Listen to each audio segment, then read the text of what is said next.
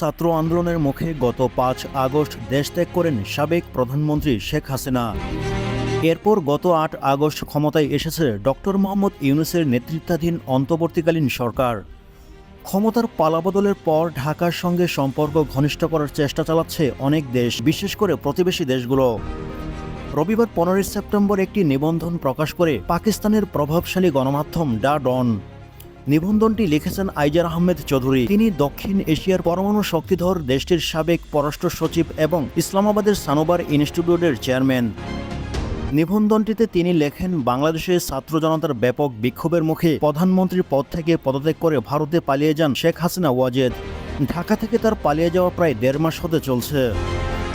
এই সময়ের মধ্যে ছাত্র নেতৃত্বাধীন বিক্ষোভের উপর হাসিনা সরকারের সহিংস দমনপীড়নের প্রভাব থেকে বাংলাদেশ ধীরে ধীরে বের হয়ে আসার চেষ্টা করছে। ছাত্র জনতার উপর দমনপীড়নে ১,০০০-এরও বেশি মানুষের প্রাণ যায় বলে জানা যায়। আয়রন লেডি হিসেবে নিজের ভাবমূর্তি গড়ে তোলা শেখ হাসিনা কেন এত দ্রুত ক্ষমতা হারালেন এবং সেই সঙ্গে বাংলাদেশের পরিবর্তনের ধরন বুঝতে আগ্রহী বৈশ্বিক বুদ্ধিজীবী সম্প্রদায়। ২০০৯ সাল থেকে হাসিনা স্বৈরাচারের মতো বাংলাদেশকে শাসন করেছেন। একই সঙ্গে তিনি নির্মমভাবে সমস্ত বিরোধী দলকে চূর্ণ বিচূর্ণ করেছেন। তিনি তার বাবা শেখ মুজিবুর রহমানের ব্যক্তিত্বকে ঘিরে একটি ধর্ম গড়ে তুলেছিলেন। তবে হাসিনার ক্ষমতাচ্যুতি তার অধীনে বহুদলীয় গণতন্ত্রের অবক্ষয় এবং একদলীয় শাসন চাপানোর প্রচেষ্টা নিয়ে বাংলাদেশে যে ব্যাপক উদ্বেগ রয়েছে সেটি শান্ত করেছে। বাংলাদেশে এটি অবশ্যই জনগণের মুহূর্ত। এছাড়া এই পরিবর্তনকে বর্ণনা করার জন্য বর্ষার বিপ্লবের মতো শব্দ ব্যবহার করা হয়েছে। তবে এই পরিবর্তন স্থায়ী হবে কিনা এবং শীঘ্রই দেশের রাজনৈতিক স্থিতিশীলতা ফিরে আসবে কিনা তা স্পষ্ট নয়।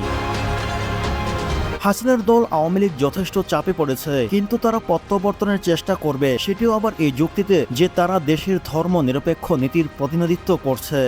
হাসিনার ১৫ বছরের শাসনামলে তার দল জাতীয় জীবনে প্রতিটি ক্ষেত্রে বিস্তার লাভ করতে সক্ষম হয়েছিল।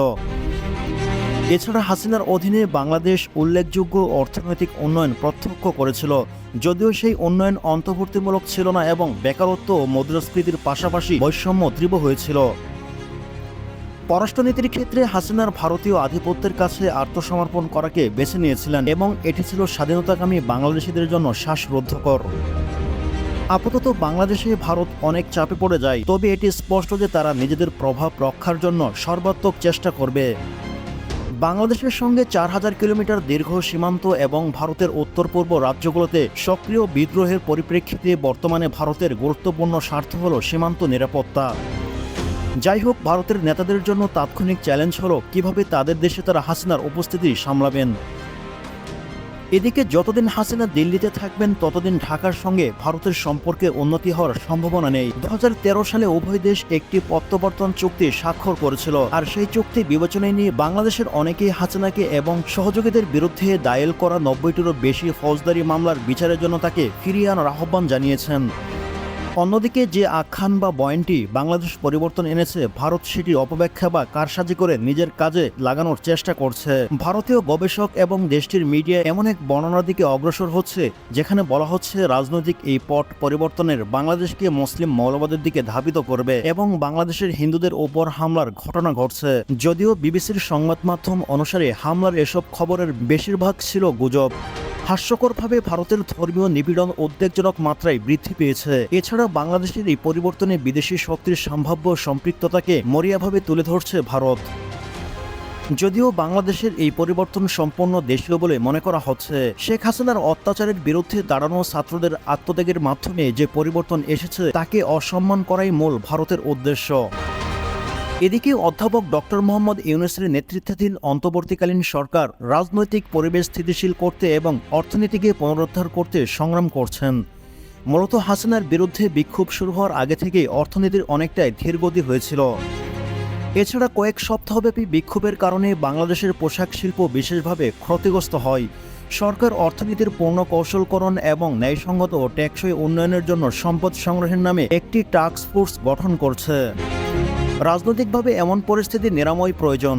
নির্বাচনের আগে বিচার বিভাগ, পুলিশ ও নির্বাচন কমিশনে মৌলিক সংস্কার চাই ছাত্র নেতৃত্ব, আর এতে দেখা যাচ্ছে নির্বাচনের কিছু সময়ের জন্য বিলম্বিত হতে পারে।